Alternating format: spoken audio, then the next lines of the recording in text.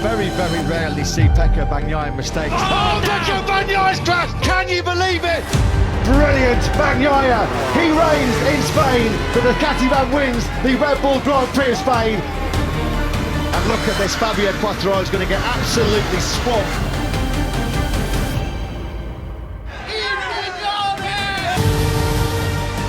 He is the master of Mugello in 2022.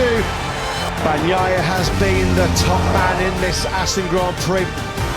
Dutch TT winner is Pecco Bagnaia. Has this British Grand Prix covered? It's been an absolute classic.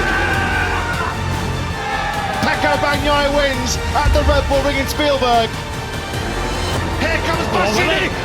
Bastianini. Oh, how close was that? 4 races on the spin.